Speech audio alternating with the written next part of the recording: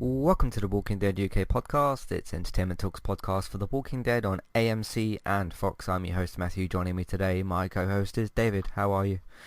I'm very well, thanks. Good. We're finally back to talk about Season 10, Episode 16, A Certain Doom, the long-awaited season finale. Although there will be 6 bonus episodes, but we'll Yes, talk about that in a minute. This is the kind of sort of official season finale. What do you think of the episode? I really enjoyed it. I thought it was a good way to, well, not finish this season.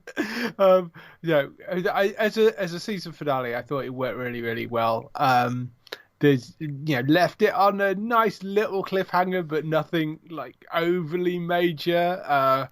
So I thought that was nice. We resolved the Beta storyline. I quite like how they did that.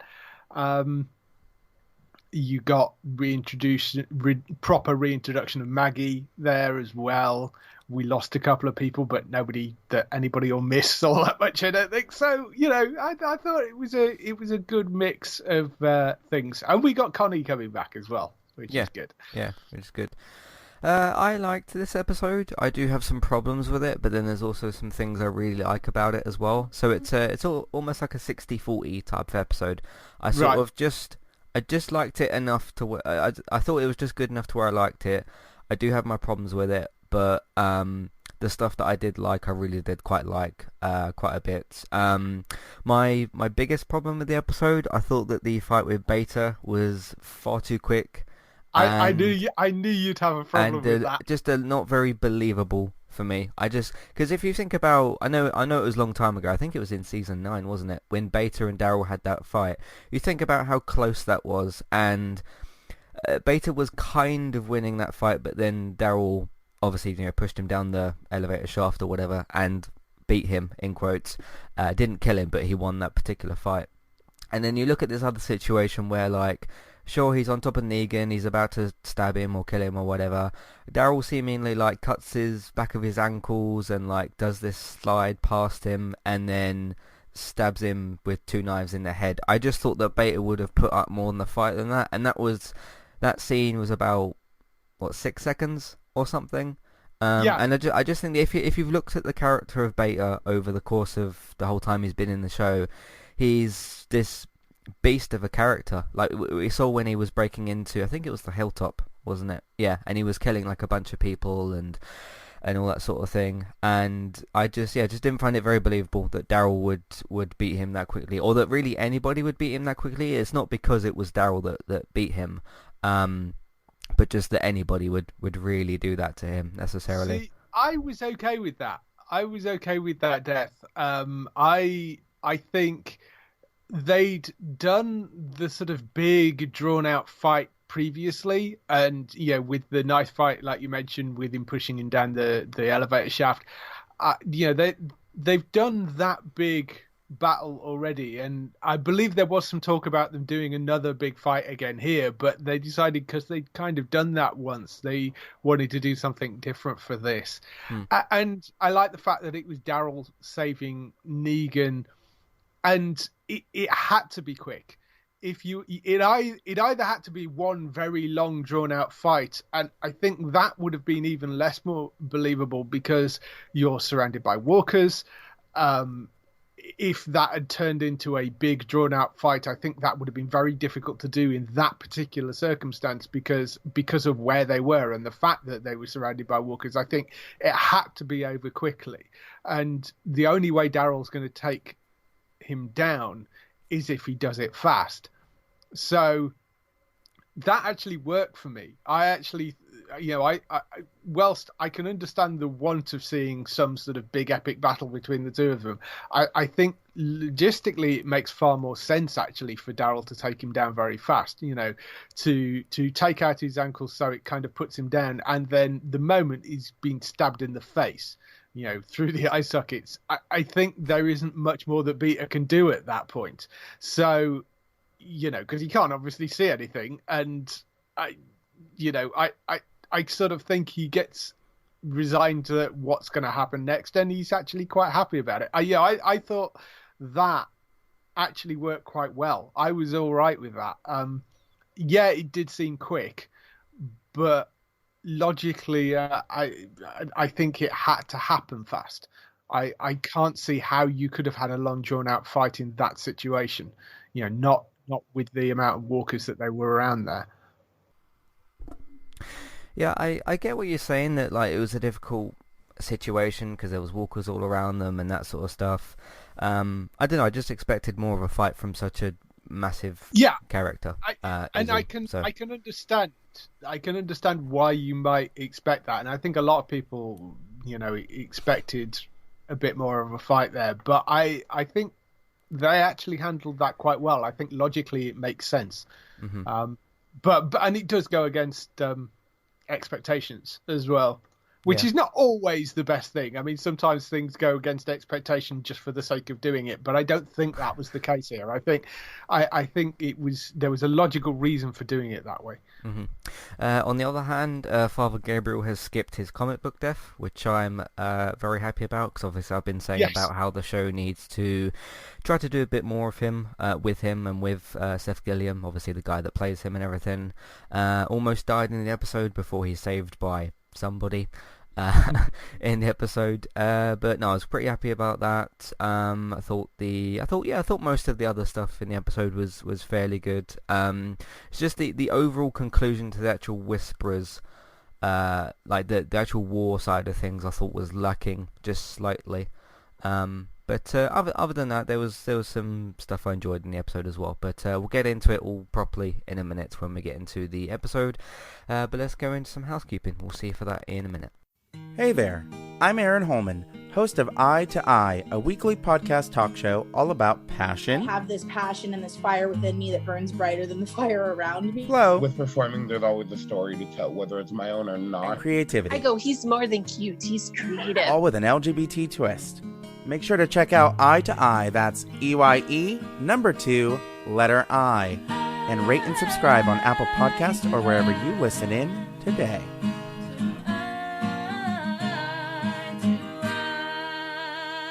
I'm Christy. And I'm Jackie. And we are Killer Fun. We explore the intersection of crime and entertainment every other week. For as long as people have been communicating, they have been talking about who did what to whom, and is that socially acceptable? Because the boundaries of society, crime, and entertainment have always gone hand in hand. The more salacious, or weird, the better. From books and movies to television shows and games, we look at how life and art imitate and inform one another. And we can't get together and not laugh. So let's face it, there's going to be laughing. Killer Fun is available anywhere you listen to podcasts, so join us.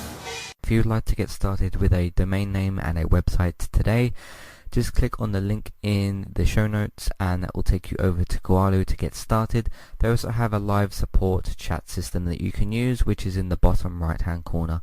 So get started with a new website and domain name today with Koalu. Hey everybody, if you would like to get the ad-free versions of all of our podcasts and support Entertainment Talk along the way, all you need to do is head over to patreon.com/entertainment talk. Sign up either as a creator or as a Patreon, there's no difference there. That's just the option for either becoming a creator now or just staying as a patron for the moment. And then all you need to do is support us at the $1 level tier. That will get you access to all of the ad-free podcasts that we've done in the past, and get you access to all the ad-free podcasts in that month as well.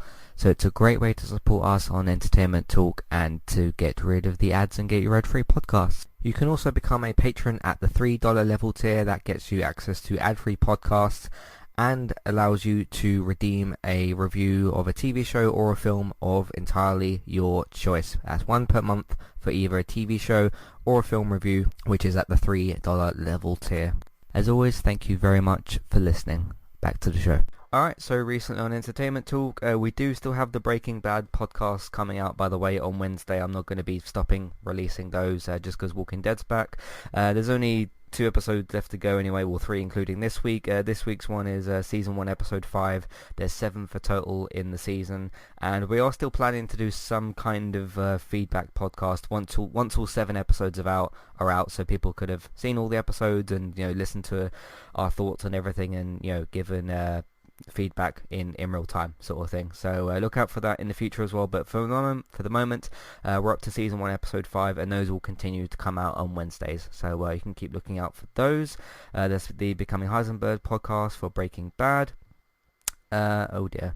The United cast, Man United were beaten 6-1 at home by Tottenham Hotspur. No, that's not an error. I'm not reading out the wrong thing. It was 6-1 to Tottenham Hotspur at Old Trafford. Didn't Liverpool lose 7-2 to Aston Villa as well, apparently? I saw earlier. They did, yeah, on the same day. So that slightly brightens it up, I guess, for you. Maybe. But yes, it was 6-1 to Tottenham Hotspur, and that was very strange to actually type in 6-1 as well. But talked about that, talked about the obvious disgrace in performance and Harry Maguire and just all sorts of things that went wrong on that day. The red card, the injustice there, and yeah, all the other things as well. Also talked about the transfer talk as well. Man United did sign quite a few players on deadline day. Surprise, surprise. Edison Cavani signed, Alex Telles has signed, Palestri signed, and Diallo has signed as well. And previously, of course, we did purchase Donny van de Beek as well. So yeah, bit of panic deadline day buying, which is no surprise considering who owns us at the moment. So yeah, football's going to be off for a little bit, at least the Premier League. I think we play Newcastle on the 17th or the 20th or something like that. There's an international break, so yeah, the United cast will be on a break, and I think I need a bit of a break from it after losing 6-1 and watching the horror show. So that's that. Let's Play Sundays 55 for Crash Bandicoot 4. This is the third level that came with the demo, and this is the one where you play as Cortex as well. So some very interesting different stuff there, so you can check that out as well if you want to. Diabolical 7 still continuing. That's the Boys podcast on Amazon Prime. Season 2 episode 7. We've got the season finale episode this week. Just a reminder for that as well, the podcast won't be on Friday, it will be on Saturday, because Robert's going to be joining me because he's been asking to join throughout the season. So yeah, look out for the season finale podcast, season 2 episode 8 on Saturday. It has already been renewed for season 3 and a spin-off, so yeah, look out for all that in the future. Becoming Heisenberg podcast last week for 104. Don't skip review for season 1 of Stargirl. That's available on Amazon in the UK, and some combination of DC Universe, the CW, or HBO Max for the US. Just check those streaming services. Gaming talk last week, we talked about Call of Duty Modern Warfare season 6, the update for that, and all the different things that you're going to be able to get. The pre-orders are now live for the Xbox Series X and S, and for the PlayStation 5, and of course the all-digital version, so we talked about the situation there. And Amazon also announced a new game streaming service called Amazon Luna. We don't know much about it yet because they only just announced it, but we talked about that as well, so check all that out on entertainmenttalk.org and on podcast platforms. We are, by the way, going to be covering Walking Dead World Beyond, as I said couple of months ago in the announcement update podcast for The Walking Dead, and next week I'm going to be doing Fear the Walking Dead solo, because David doesn't watch that in, I guess, real time as it's released. No. You watch it later, don't you? On Amazon, yeah, so. I am actually. It's taken me a while. I'm on almost to the end of. In fact, I think I've just finished season 4. I'm almost to the end of season 4 at the moment, so I am catching up with it. But I watch it on Amazon, which comes out sort of 6 to 12 months after the live. Yeah. Release, yeah. But look out for Fear the Walking Dead and Walking Dead World Beyond podcasts as well. Let's start with the episode. Beta has led his the massive Whisper Horde towards the tower, where the survivors inside scramble to adjust their plan for survival.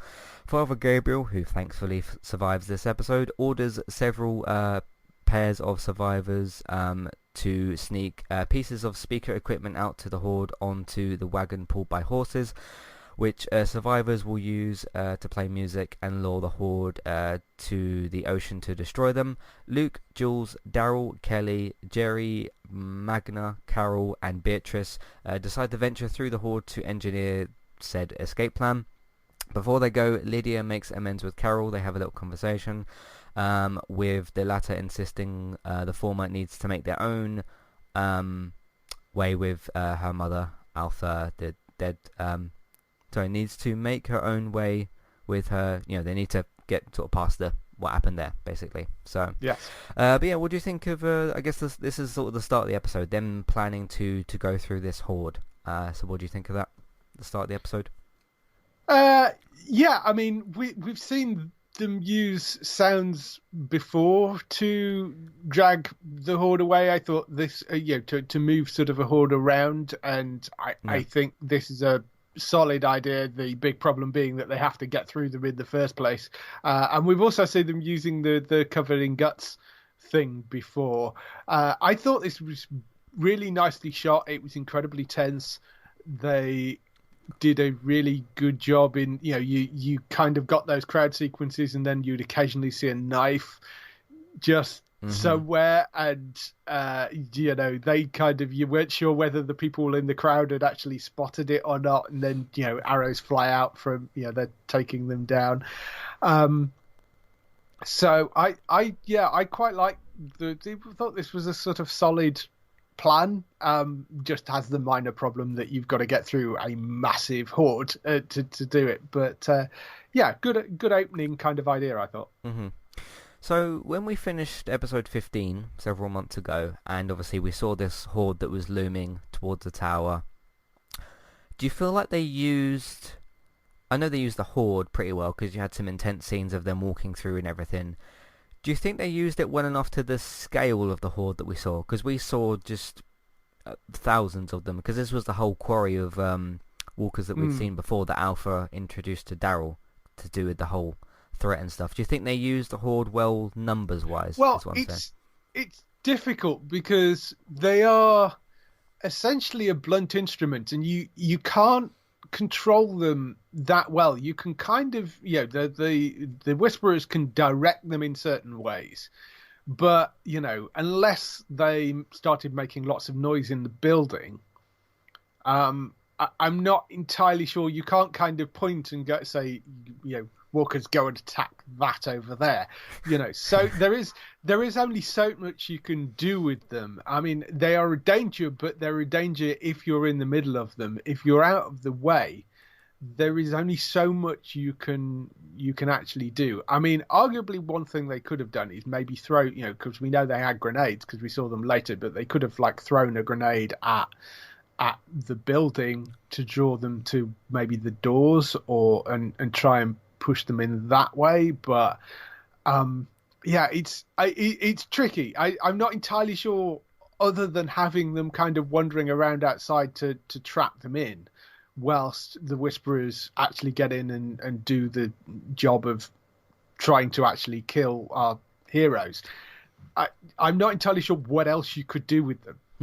As I say, they're not, they're not something you can directly control in any way.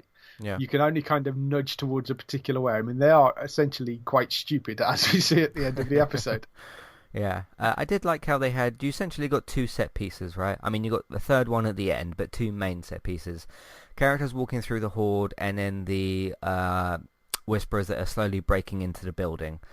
And the amount of tension you had in both was quite good. Different types of tension. You sort of got Gabriel, who's waiting by this door, and then you've got the slower, more tense stuff with walking through the horde. There's two different types of sort of set piece tension there. I liked what they did with it. I thought they could have possibly done a little bit of something else, but what they did actually do in the episode I thought was quite good. I was just watching as they were firing the arrows from the upper floor of the tower, and I was thinking about I know you haven't played Last of Us 2, but I think you've seen you saw that clip that I sent you with the explosive bow and arrow. I was just thinking if you used that on that massive horde, if you were just slinging them into the horde of Whisperers, that would have been pretty cool. But I was kind of thinking during the whole thing about that, okay, have they got any Molotovs, have they got any grenades?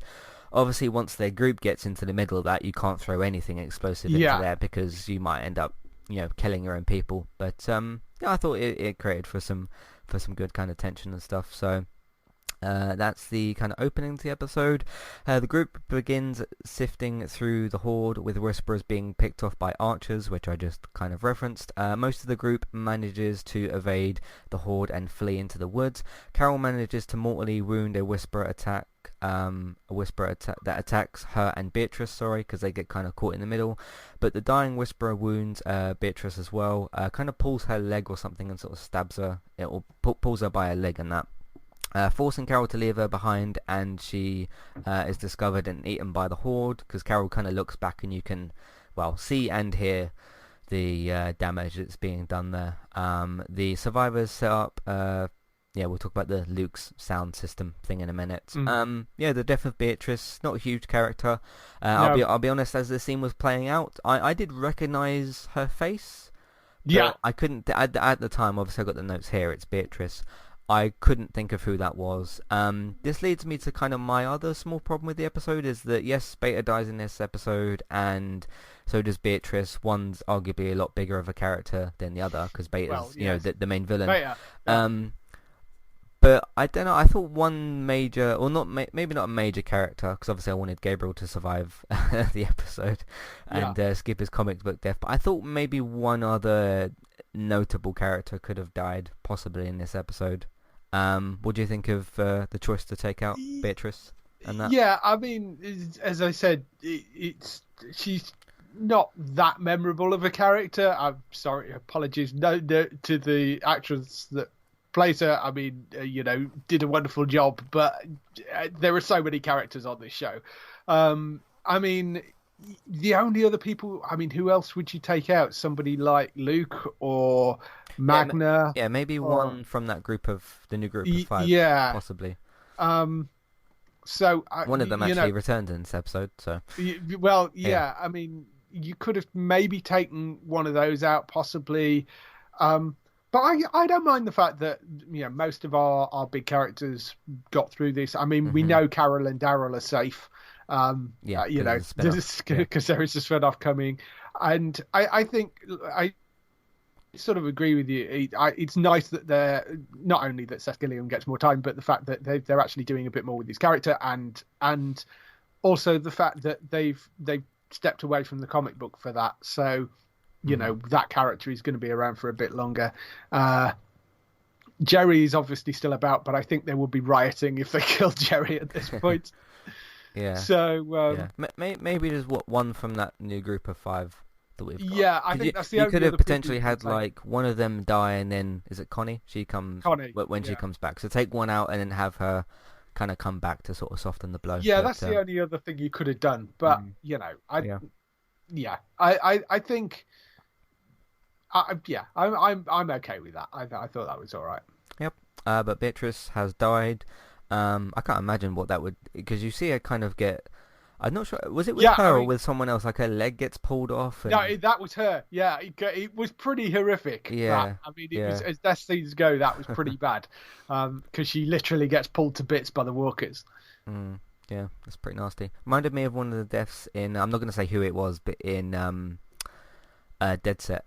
That they did. I'm not going to say who it was. They did the same thing in Reality Z, which is basically a remake of the same thing. But yeah, there's one thing getting like bitten in the neck or something, and I mean getting bitten anywhere is going to hurt. But having like your leg pulled off is pretty bad. But yes, that's the end of Beatrice. So. I don't blame Carol. I mean, if she goes back in there and tries to get Beatrice out, she's gonna die. And there was. Yeah. I mean, I think Carol is upset as. I mean, you could tell from a good bit of acting from Melissa. You could tell from the look on her face. She was really conflicted, but there was nothing she could have done. I mean, the moment she went down, and I know Beatrice was screaming for Carol, but the moment she went down, it's like Carol looked at her and went, no, she's screwed, and just had to carry on going. There was really nothing she could have done at that point. So, I think right decision. Mm-hmm. It must have been, because I can't remember too many scenes in The Walking Dead where someone has specifically shouted someone else's name while they've been getting killed, and just her calling for it. That must have been. I mean, haven't we traumatized Carol enough on this show? Yeah, I know. Yeah. So get ready for more of it, because obviously there's a spin-off. So the survivors set up Luke's sound system and begin blaring music that successfully lures the horde away from the tower, giving the people inside the chance to escape. Beta and most of the Whisperers stay with the horde and catch up to the wagon as night falls. We quickly get a switch to night as that happens, destroying it after forcing the group to retreat and abandon the wagon. So it works somewhat, and then the Whisperers start kind of coming in and that sort of stuff, and destroy the party. Because one of them takes out like the wheel of the wagon or something, and then there's a bunch of them. There was a couple of good little shots as well of, I think it was both Carol and Daryl that used their arrows, took out a couple of the Whisperers that were coming out, and that sort of thing. Do you remember that? I think he was kind of a red shirt guy. There was one guy there with one of the shields. I think it was from Oceanside that they used before, and he gets kind of. I think he got. What was it? Got a knife thrown into his chest. I was like, that's kind of what your shield is for, to stop that happening. Yeah, you've got this shield with spikes on it. Yeah, it's almost like the size of his actual body, but he gets killed as well. So, again, good little zombie set piece. Those of you that have listened to Entertainment Talk or Geek Town for a while, you'll know that I'm a fan of just different types of zombie set pieces, because there's a lot of different things that you can do as well. With it's not just a case of stab that walker and kind of continue. You've got wagons, you've got shields, you've got arrows that are going on, a whole different bunch of stuff. So as somebody who appreciates that, that was good as well. So the interesting thing with this as well, of course, is you do sort of think, your initial thought is, why can't the Whisperers just go and take out the wagon? The problem is that if they move outside of that horde, they're as screwed as the heroes, so of the Alexandrians. Because they use the horde for cover. So if they're suddenly seen moving kind of quicker or outside of the horde, then they make themselves, they potentially make themselves a target. So it's interesting, because using the horde in that way is both a blessing and a curse, because you're restricted by whatever the horde's movement is, and whilst you might be able to control that to a certain extent, if somebody's got a massive sound system, you can direct the horde. It's literally a case of whoever shouts the loudest, really. Because you could have 4 or 5 Whisperers that wander off in one direction, and you might get the horde to follow them that way. It's just sort of how they kind of control and move the horde. But against a sound system, they've got no chance, and they can't suddenly kind of run to the front and suddenly take out the. It sort of highlighted one of the problems with trying to control a horde like that, which I thought was kind of interesting. Although, they do eventually get to the wagon, but it takes them, as we saw, until nightfall. Good choice of music, by the way. It was Burning Down the House by Talking Heads, which apparently was very expensive to get the rights to, but it was the one thing that they compared to something cheaper that they could have used. But apparently there's a lot of Talking Heads fans on the crew, and that they tried various things, and that was the thing that stuck, that they all really liked. So they ended up just going, "Oh, screw it, we'll pay for the license for it." But I enjoyed that scene. It was pretty good. And then the group has to abandon the wagon and go into the woods for now. So that's that piece. Moving on to arguably the biggest part of the episode, the death of the one remaining villain of the show, because obviously we've already taken care of Alpha, thanks to Negan and Carol. With no other options, Daryl leads the group in hunting down and killing Whisperers, one last ditch effort to stop the horde from returning to the tower. Negan and Daryl confront Beta, though Beta tries to avenge Alpha's death. Daryl stabs him in each eye. Beta remembers the Whisperer's creed of embracing all death, seems very happy to go through with that, but obviously that's been the whole part of this whole thing anyway.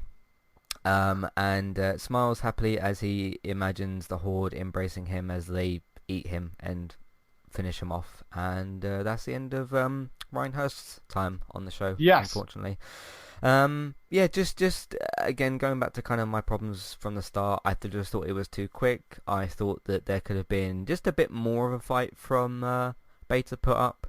I think it's cool to have him stabbed in both eyes, and then you get I think it was a little hallucination scene of him pulling both of them out of his eyes, which was crazy. That goes kind of along with his character as well, of just being this beast of a character. Yeah, I guess. But in the actual reality, Daryl pulls the knives out of his head. I didn't think that Negan or Daryl was going to die. Obviously, Daryl isn't going to. Negan's more likely out of the two of them, but I didn't think either of them were going to anyway. But Yeah, just as compared to their fight from before, just a bit too quick for me. The other thing as well is, I think it's two different scenes in the comic. There's one where I'm pretty sure Negan is trying to, well, kill Beta with Lucille. Lucille breaks as a result, like actually smashes into bits.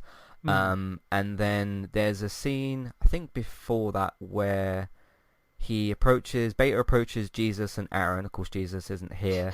And then Jesus goes to fight Beta, and then they both kind of fight him and that sort of thing. Of course, Jesus isn't here anymore, so you can't really do that. So I guess Negan and Daryl are kind of the substitute for that, because Aaron's just in a different place at that point in the episode. So I do think the comic did this better, but it could have been worse, I guess. I mean, it would have been. Did they? Yeah, because Negan doesn't really use Lucille at this point on the TV show, and they kind of resolved that already. Although I can see how that would work quite well if the sort of symbolism of Beta being such a monster that he manages to break Lucille would have been quite an interesting thing to see. But I'm okay with this as because I haven't read the comic books, so I've got nothing to compare it to. But as I said before, I think because of the situation they're in plot wise for the TV show, I think that being a quick ending actually makes quite a lot of sense. And also, I mean, I loved the bit at the end of that where Negan goes, "Shit, do you know who that was?" And Daryl has no idea. Nobody. I love the fact that Negan actually recognizes him afterwards. I just thought, wasn't he? Because he was a massive country music star. So yeah, I thought that was great as well. It's what you made me laugh at, but. The fight sequence I thought was, yes, it was fast, and it was a lot faster than I was expecting as well, but I think in the context of it made perfect sense.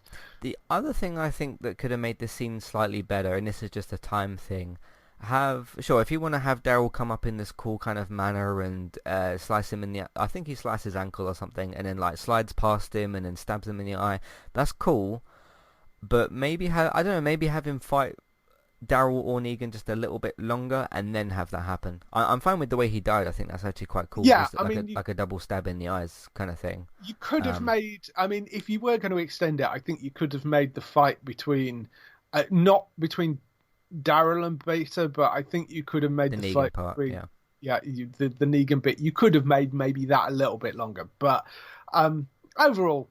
No, I was happy with that. I thought it worked. As I say, when you're surrounded by that many walkers, I think drawing that out as a long fight would have just attracted the walkers, and then they're all screwed anyway. So, and I thought the way that he almost goes down like some sort of messiah figure, and he's almost like lifted up and all and he's almost crowd surfing, which goes back to him being country, this massive music star, and I thought that was great, and he's got this big smile on his face, and it's the look on kind of Daryl and Negan's face watching him go with this big smile on his face. They're kind of slightly horrified by it, but I think the death scene itself was perfect. I think him actually, regardless of how you actually got to that point and whether it was too fast or not, but I think him going down and being eaten by his family essentially. I thought that was his very strange family. Yes. Yeah. what remains of it anyway. Yeah. It's interesting as well because we never saw Ryan's face like clearly in the show, and then when we do, he's got no eyes basically. Yeah. Because he gets his mask taken off or takes his mask off, and then you see his face, but his eyes have been taken out. So interesting stuff.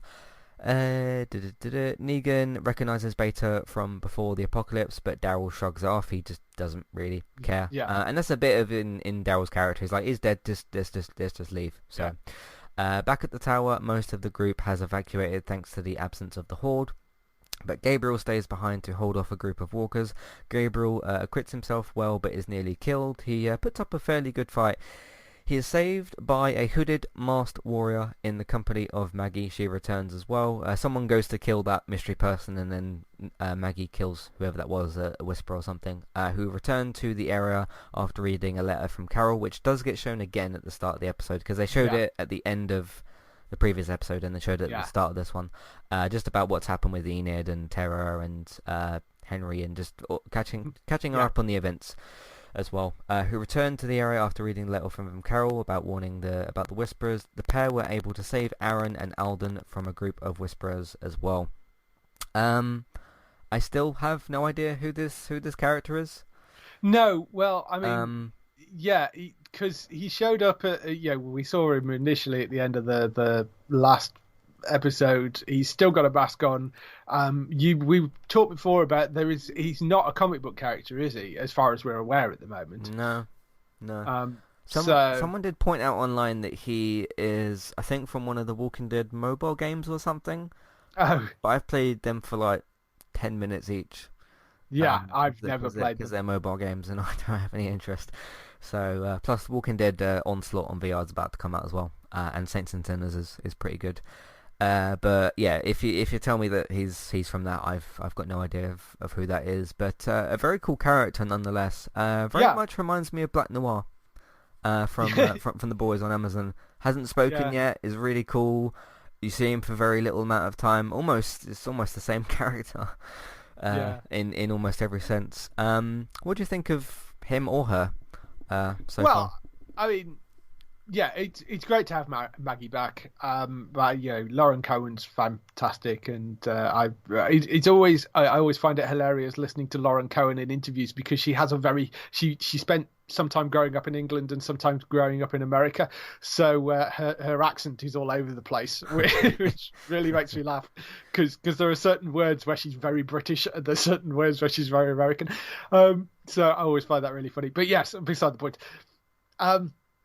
It's great to have Maggie back on the show. I'm glad they've figured something out to get her to come back, and because she's a big character, and I think we need those characters in. And this hooded masked warrior person, I think, could be quite interesting. I do wonder if we're ever actually going to see this person's face, or whether anybody has actually been cast in that role, or whether it was just some random stunt guy that's doing it, at the moment, and that they'll actually cast somebody, like when Michonne first showed up. The first time we see Michonne, it's not the actress that actually plays Michonne on the show. It was someone else. It was a stand-in. So I don't know whether this is a stand-in or whether it's whoever it's going to be, but or whether we'll ever actually see their face. But it's an interesting person to introduce. Kind of kick-ass, which is quite good. I'm intrigued to see who that is later on, and Maggie saving the day, and I like the fact that it's changed from the comic book death, so it's subverting comic book fans' expectations, which is good. I might as well say how Gabriel dies in the book, because it's pretty much not going to happen now. He is on the top of this tower thing. Not the same. I know the episode previously was called The Tower, but it's a different sort of tower. I think he was using binoculars, and he was sort of scouting this particular horde. And you know how at the top of the tower there's like a little barrier sort of thing. He sort of trips himself up on that, or like falls over the edge of that. There's a ladder, obviously, so you can climb up and down the thing safely. His leg gets caught near the bottom, so that he's like dangling upside down, and then I can't remember if it was Beta or just a random whisper. I can't remember that particular part. I think it was Beta though. He slices his belly when he's hanging upside down, and he says to him, "You should have whispered." Into I guess like as him saying, "Oh, you should have called for help." And the way it's, I know you can't hear a comic book, but he sort of goes up to him, and you can kind of tell how it would have played out on the TV thing. He would have sort of whispered into his ear like, "Oh, you should have whispered for help," or whatever. And then he whispers come along to him and kind of eat him alive. So which is not very nice. But that's how that happens in the book. But there's no point even in this episode where Gabriel's on the edge of any kind of building or anything. He's in this building the whole time. He still could have died in this episode. I mean, he almost did. But yeah, interesting little change. Glad he's still around because they can do even more of him. And although we've only got one more season of 24 episodes still to go, we've actually got 30 episodes left because we've got one more plus season, the bonus ones, plus the 6. Yeah. But yeah, it'd be good to have him stick around. And for those of you that are kind of like, maybe you don't like Father Gabriel and he's not a great character to you, well, there's 2 reasons you should watch The Wire anyway. First of all, because it's a great show, and second of all, you'll just see acting wise what he's more capable of, because they just give him more to do in that show. So I mean, I was the same. I remember when Gabriel first came on the screen, and I don't think I'd read the books at that point. I might have. I don't think I'd started them yet. And everyone was like, "Oh, Gabriel, this character kind of sucks. Just kill him off." And then started watching The Wire. I knew that he was in the show, but I didn't know anything about him. And then just saw him in that and thought like, "Oh, you could give this guy more to do in The Walking Dead." So yeah, glad he's sticking around anyway. So, how about you? You happy to have Gabriel sticking around still? Yeah, sure. I mean, Seth's a great actor, so and I'd be interested to see whether he makes it to the end or whether they kill him off in some other inventive way later on. So because I mean, I have no idea. I knew about the Whisperers. I know nothing about the final bit of the story. So I mean, I other than I know that there is this group coming up, but I don't know anything about how they interact or further than that. I don't know whether they're villains or not. So I'd be interested to see where they go with him. Yeah, cool. So moving on from that, Lydia, having learned how to lead a horde from her mother, dons Alpha's mask and leads the horde to a cliff, intending to jump to her death in order to lead the horde into its doom. Carol catches up with her and orders her to go, and she will take her place. But Lydia saves her from walking off the edge, basically, and committing suicide. And the pair embrace and hug and have a nice emotional moment as they watch the rest of this horde walk off the edge. And then Lydia throws her mother's Alpha's mask off the edge as well. And they sort of sit there and they just wait until the whole horde kind of clears out. Quite a good emotional moment. I mean, they've both, Alpha's caused them both significant damage. Alpha killed Carol's son in Henry, and of course did, probably years and years and years worth of emotional abuse towards Lydia, among, being part of a weird Whisperer cult and, whole bunch of other psychological types of damage as well. They've kind of connected, not just because of that, but because there's the mother-daughter-esque sort of relationship there.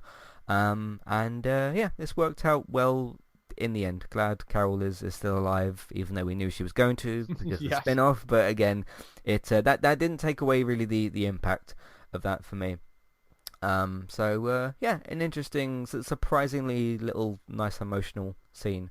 Not nice in how the way it ended up, them both kind of being safe and just sort of embracing each other. What do you think of this little scene? Yeah, I like this. It shows, as I was saying earlier, it shows that controlling a horde, whilst can be quite deadly, it's also a very, very blunt instrument, and they'll go where you direct them, but you can't force them to attack something, and they're stupid enough to walk themselves off the cliff. So becomes sort of the Falling Dead rather than the Walking Dead. But I like that. Yeah, it's so I quite like this scene. It was good to see these two kind of and Carol's shown that she has this affinity for these for the kids on the show, and particularly the strays that are slightly messed up, and I'm interested to see a bit more and see how that relationship grows between the two of them. I think. Yeah, she's had quite a time with children on this show. Sophia, her biological daughter, and then Lizzie and Mika, and then Henry, and then Ben. They both died, didn't they? Henry and Ben. Yeah, they both died. Who was the other one? Well, Lydia at the moment.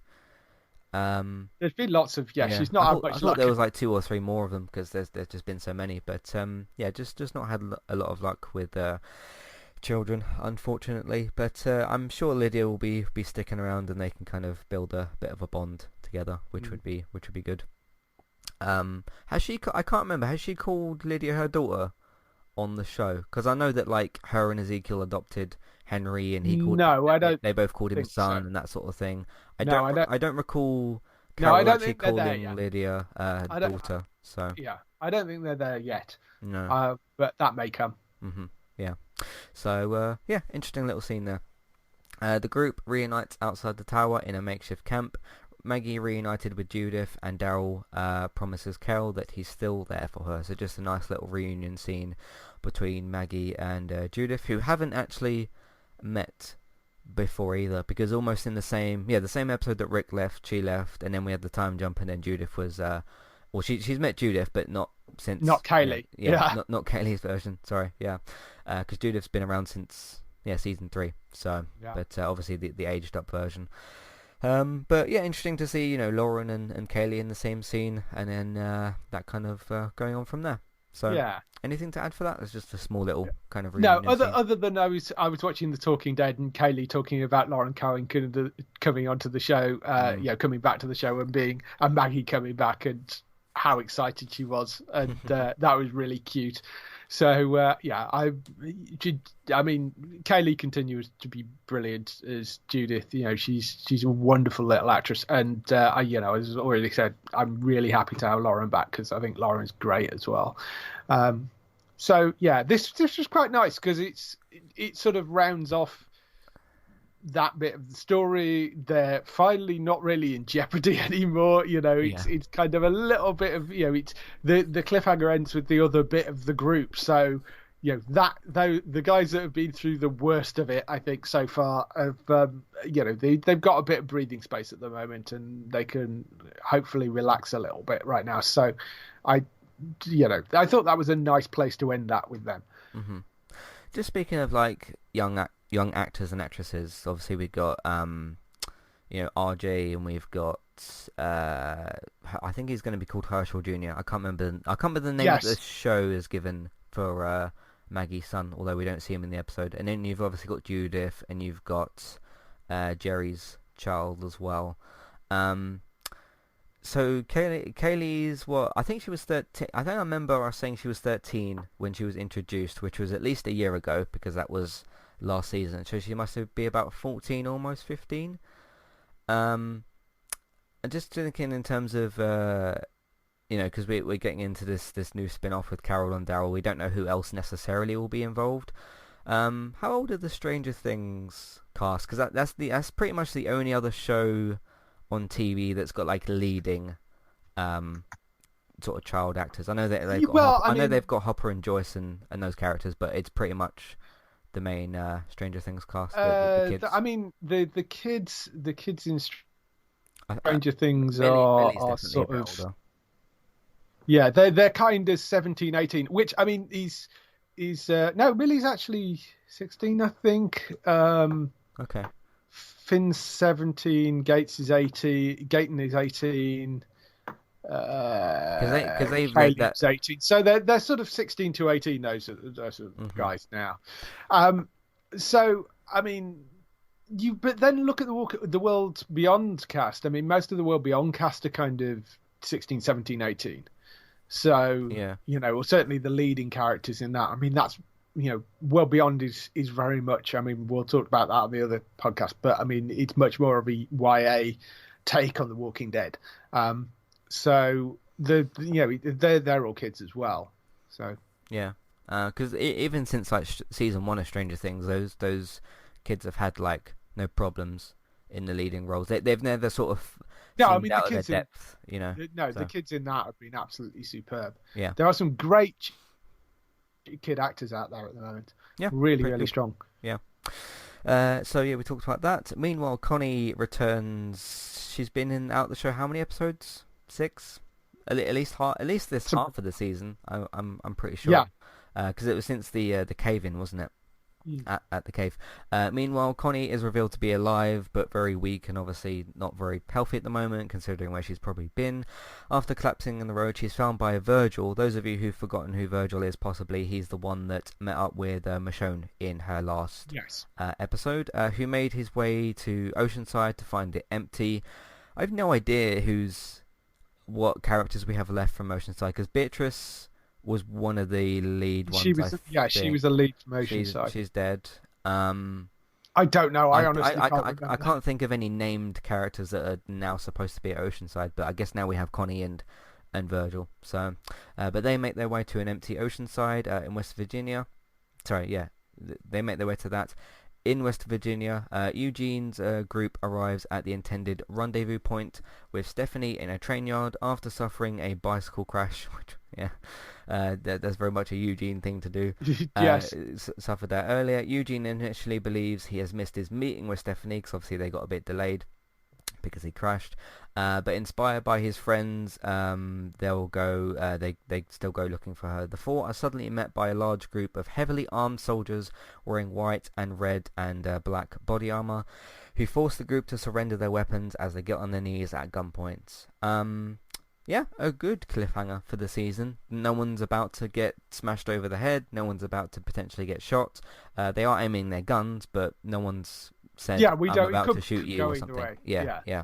But just a simple kind of... This is almost similar to the... is it season 4 when they were trapped in the train cart just before the Terminus thing kicked off? A little bit like that. The group's trapped a little bit. Yeah. I mean, in season 4, when they were trapped in the train cart, we knew they were in danger because of the fact that they are, surrounded by cannibals. Surrounded by cannibals. So we knew that the guys that were surrounding them were evil. Whereas in this particular case, it's quite a nice little cliffhanger because they are in danger, but we don't know what side these people are on. We don't know whether they're going to turn out to be good guys that are just being careful, or whether they're bad guys. Because we've seen this before. We know that. I mean, they're a new group meeting a new group. They're going to do it at gunpoint. That's the safest thing to do, regardless of whether because you need to know whether these people are okay or not. So. Mm-hmm. Yeah. That is the end of the episode, but we do have to obviously talk about what's going on here. Happy to see Connie back. It's good that they finally revealed that. It almost got pushed to the background a little bit. We've been so wrapped up with how's the Whisperer stuff going to wrap up, and Alpha's dead, now Beta's in this fight, and whatever. I'm not saying I forgot about Connie. It's just been very much pushed a little bit to the background, just because of how long it's been since the show's even kind of mentioned her or whatever. Plus, the show's been off the air for 6 months. So I mean, it could very easily have turned into another Heath situation where nobody ever mentions them again. Yeah, see, that's the thing with Heath, is no one's even like, oh, where's he gone? It's just no one remembers him. Yeah. So yeah, who knows? He might be the masked vigilante. Maybe. I very much doubt it, but he could be. I do hope that they at least address that by the series finale, which we know is actually coming up soon-ish. It's the next season. It's like 30 episodes away, but yes. Right. The end game is in sight. So yeah. But yeah, interesting that they've tied. I do like that Virgil found her. That's a good way to kind of bring him back into the story a little bit, because I can't remember exactly what we said at the time, but on the Michonne final episode podcast, we said that's probably it from him, but he could come back in some kind of role. But I think it's interesting that because he's the one who's been kind of not really attached to any community or really anything. He was just sort of left in the open, and he's happened to have stumbled across her, so I thought that was good. One thing I did find a little bit, just, not really a complaint, just something I found a little bit silly, is Eugene's crashed his bike. He seems to be having this kind of like, oh, I've messed this up, this is a crisis for me. And it does fit a little bit that the speech that he gets is from Ezekiel, because obviously he's this kind of Shakespearean speech, full of speeches kind of character. He's been doing that since we've seen him in the show, the king with the speeches and stuff. But like, part of me just thought, okay, can we get Eugene up and like get kind of moved on, and he's getting this massive like motivational speech from him. And I do understand that Eugene's a character that's not only been beaten down by other characters, but by himself. He's not believed in himself at certain points, and he gets the king to kind of rile him up, sort of thing. I just thought it was a little bit much and a little bit just sort of slightly over the top. But yeah, I mean, I kind of agree with you, but it is appropriate. It's character appropriate. It fits for both of them, yeah, You know, but... Eugene having a meltdown over the fact that he might not have made the meeting that, you know, they're trying to get to, and like wanting to give up is very Eugene, and Ezekiel stepping into trying to sort of, you know, doing a big motivational speech to try and get him going again. I mean, it's very in character for the pair of them. So I mean, I didn't really have an issue with it. But, if it's the characters, it was just a little bit long. But I suppose we should talk about this big thing at the end. I do know who this group is. I do know what they're attached to and what they're about. I'm assuming they're attached to this other big community that we're about to meet. What, in the World Beyond? No, show? well, no, not necessarily in World Beyond, but they're attached to. Can we say? I mean, we know the name of this group because they're in the comic books.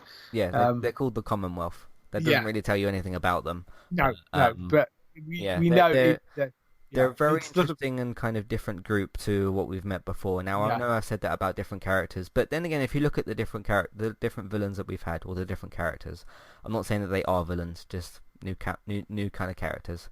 You've had the Governor and Negan, who are probably the most two similar, but Governor was very much a character of destruction, and Negan was very much, I want to recruit you, because otherwise he would have killed Rick and the group. All of them in that line. If the Governor was in that situation, he would have just killed all of them, just like he did with the prison, even though he wanted it and he destroyed it. Then we met, obviously, you know, the Terminus people, and that they were different and stuff, and the hospital people that killed Beth and that. And then we met the Whisperers, who I think we can all agree are just entirely different to those. And now we've met this clearly well-armed and well, you know, managed group. They've got this full-on armor and they've got guns and everything. So yeah, you're gonna see quite a different group here. Yeah, I think that's what I find interesting about this Commonwealth group. Is all I know is they're a large community, and I know they're kind of well armed. With the Whisperers, once you know what the setup is for the Whisperers, you know, which was fairly obvious, that, you know, we kind of knew pretty early on that they're a group that uses walkers to their advantage. You knew that they were going to be slightly weird and slightly unhinged. You know, you sort of knew what was coming with that, and you knew they were going to be bad guys. I don't know with the Commonwealth at all, because, as I say, I've not read the comic book, so this is kind of, I know the name Commonwealth, and I know they're a big community, and I know they're well armed and stuff, but I don't know anything else about them other than that. So and I know they were the last sort of big arc of the comic book story. Yeah, but this is like endgame stuff for the comic book. Yeah, so I'm really interested to meet this group and see where we go from here, because they look almost stormtroopery in the kind of costumes, because the white and red body armor stuff. I thought, you got stormtroopers from Star Wars, you've got Black Noir from Amazon's The Boys. All sorts of crossovers happening in this episode. Which is cool. I remember when the first image of them was revealed to the public, and Kirkman was like, "Here's this new Commonwealth group," and everyone's like, "Stormtroopers in The Walking Dead," which they very much do look like. So that was kind of cool. But it's basically what we have left now is this next arc, which is probably going to be roughly half of the next season, and then there's like a bit after that, which is the actual ending of the story. That's the only part that I haven't actually read still. Well, I mean, you've got they've got 30 episodes to fill yet, so well, the 6 that are coming up are going to be like bonus little other stories and stuff. So, which we have an email about as well, which we should get to now. By the way, if you want to send in your thoughts, feelings, questions, comments, or maybe concerns about The Walking Dead or anything related to Entertainment Talk, don't forget you can send in feedback for all of the 3 shows, because we're going to be doing podcasts for them as well. Matthew at entertainmenttalk.org, Twitter eTalkUK. There's contact page and information in your show notes. Jacob says, with the 6 upcoming episodes, bonus episodes, what do you want to see? I think a Maggie episode showing what she's been up to would be good, and likely one for the new mystery character as well. Yeah, that's 2 episodes I think you could easily do. I can't think of too much like time filler sort of stuff. Maybe you could do something that's in the 6-year time jump that we had, because that's a lot of time to to kind of cover as well. Yeah, maybe. I mean, I don't know. Have they publicly said that they're going to use these to tell different stories, or I think they have. Yeah, Right. I don't think this is because gonna I be know like, I know they're doing. the I know little one of- anthology ones. As Yeah, well. they've got the anthology series coming as well. So, and I know that's going to be these sort of little vignettes of different characters. And we talked, I know we've talked on Geek Town about, they could do something like, some Negan things in there, or something of giving Negan's backstory, because there is a comic book to work to for that. So, Yeah. I'm not necessarily expecting that sort of thing. It would need to be something that is based in the main Walking Dead story, almost like, I mean, if it's sort of almost like longer versions of the short treks, compared to Star Trek Kind of, Discovery, yeah. Something like that. I haven't watched those, by the way. Interesting. Some they're not all out over here, but some of them are. Yeah. Um, But yeah, like time filler sort of stuff. Like, okay, who's this mystery character? Show a bit more of them. The Maggie one's pretty obvious. Yeah. You could do. What's the other one that you could do? I don't know if you could maybe do it, but like, where's Connie been this whole time? Possibly. Yeah, I don't know whether you want like If it's only like 42 minutes, then you could possibly do that. But it could 42 minutes of her just crawling through rubble might not be that interesting. But Maybe, depends. maybe. It depends what they've done. Mm. So yeah, I mean there are little stories you could tell throughout that. That would be interesting. I mean, yeah, I'm intrigued to see what they come up with for those 6 episodes. But yes, I think the obvious one would be a Maggie one. One for Heath. But one for Heath. Yeah. Yeah. Do all 6 for Heath. Where is he? I mean, Yes. he's been gone for a long time, isn't he? That Yeah. was the Tara Heath episode, wasn't it? I Yes. can't remember which one that was. That was like an episode 6 of one of the seasons. Was that like a season 7 episode or something? I honestly can't remember. I think that was It's been so season. long. I think that was season 7, episode 6, if I remember. But yeah, that would be interesting as well. So, but yeah, that's. I think those are some of the ones that you could do, and obviously they probably got their own ideas as well. And finally, Richard says, so Matt, are you happy that Gabriel is still alive? Yes, definitely. Who do you both see dying now that we have one more final season? So endgame type of deaths. So you could. I mean, Ezekiel could die in the final season. Yeah, I think Ezekiel isn't gonna. Well, I don't know. You see, I mean, I would love Ezekiel to make it to the end, and if this new community is all fluffy and nice, which I suspect they're not, but if this new community can actually help him, and get that thing out of his neck and cure him, then that would be great. But that he seems like a fairly likely person to die, I would have thought. Anybody that I mean, pretty much anybody that isn't Daryl or Carol at this point, I think is fair game. Yeah, I would love to see Jerry survive to the end. Maggie, I think it would be nice to see. You could maybe get Negan die right at the very end. I think he's probably going to be around until the end, but yeah, I think that's it'd be likely. a bit silly to kill off Maggie. Now that she's like come back and then dies. Yeah. I mean, I think again, you're likely to have Negan and Maggie. I suspect are going to be around.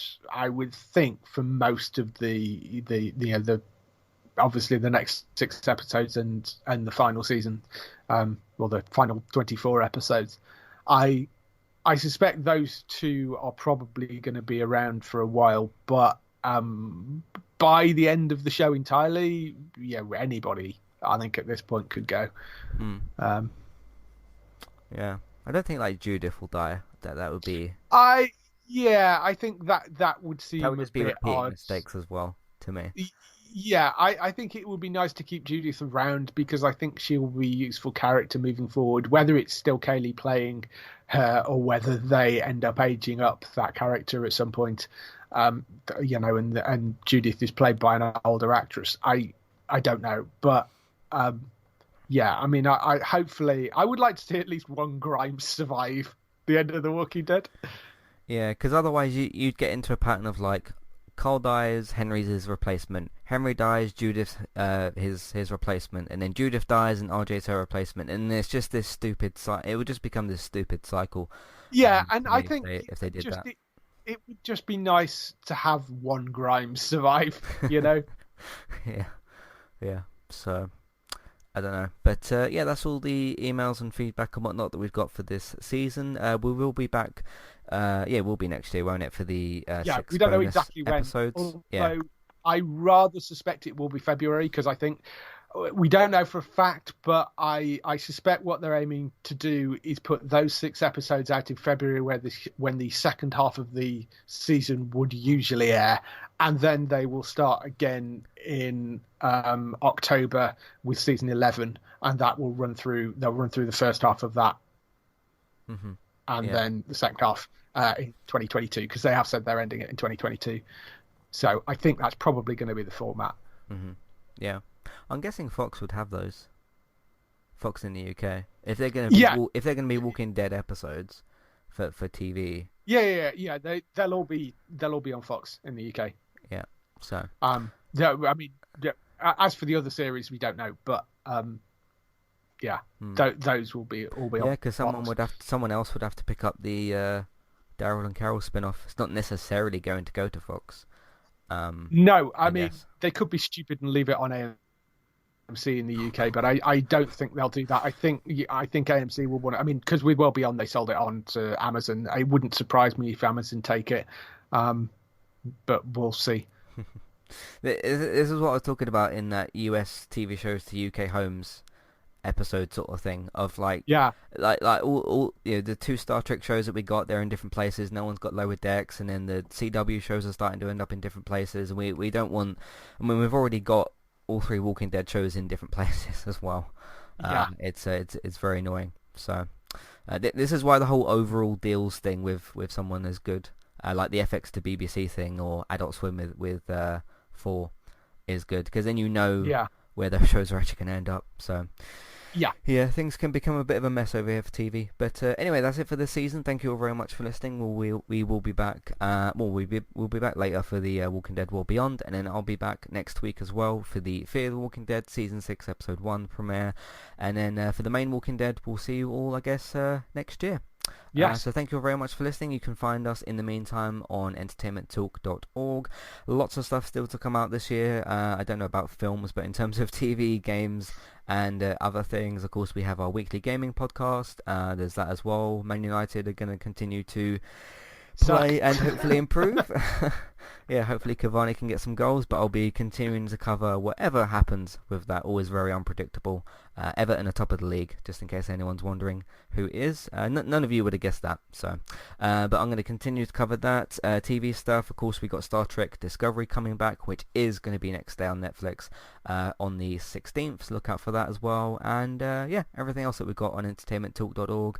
If you want to find David, he is on geektown.co.uk, so you can find out if, when and where your favourite TV shows, where they arrive, when they arrive, and if renewed shows get cancelled or whatever else happens in the world of TV and film. So keep your eyes out on geektown.co.uk. You can also search for Geektown on podcast services and iTunes for Geektown Radio on Tuesdays. This week's episode is out, so go and have a listen to that as well. You can find Bex doing all sorts of fun, cool stuff over on Twitch.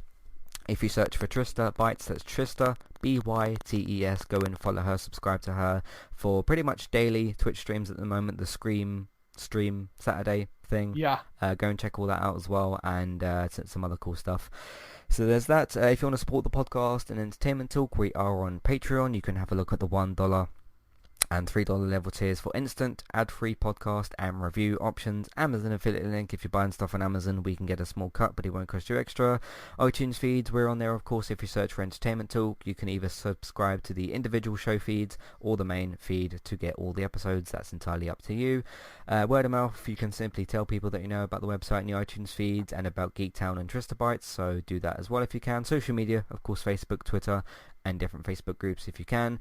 And look out for Let's Play Sundays. Lots of episodes recorded, so have a look out every week on Sunday for those. Thanks for listening, and we'll see you next time for more Walking Dead and whatever else we do. Thanks for listening, and we'll see you next time. Goodbye. Bye.